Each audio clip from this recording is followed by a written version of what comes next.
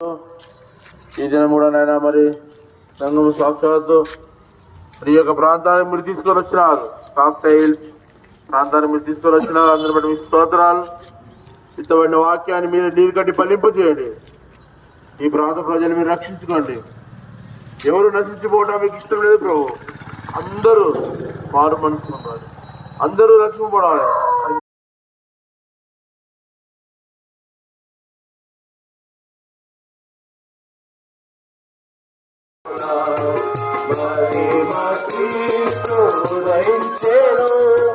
రక్షణ వెలుగునియదు,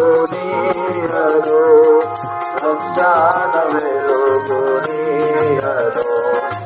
ఉదయించదు రక్షకుడు. ఘోరాంధకారమున దీపము లేక పలుమారు పడుతుండగా,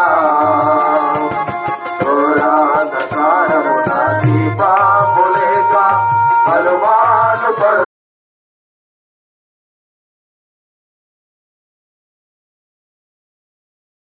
ఆయన మాత్రమే నిజమైన సంతోషము, సమాధానమును, శాంతిని మీకు ఇచ్చేవాడిగా ఉంటున్నాడు. और ये परमेश्वर इतना महान है कि ये आपको अनंत काल का जीवन देगा और शांति देगा और अनंत काल का जीवन में ही आपका शांति देगा. మన యొక్క జన్మ కర్మ పాపము నుంచి ఆయన విడిపించేవాడిగా ఉంటున్నాడు. और हमारा जो जन्म है, जो हम पाप में पैदा होते हैं, और हमारा जो कर्म में पाप है हम, और इससे छुटकारा देने वाला यीशु मसीह है. అందుకే యేసు ప్రభువారు ఈ లోకానికి వచ్చుట ద్వారా ప్రపంచ యావత్తు కూడా క్రిస్మస్ పండుగను జరుపుకునేవారుగా ఉంటారు. और कारण ये है, इसीलिए पृथ्वी में जन्म लिया ये महापरमेश्वर यीशु मसीह, और इनका जन्म होने से ही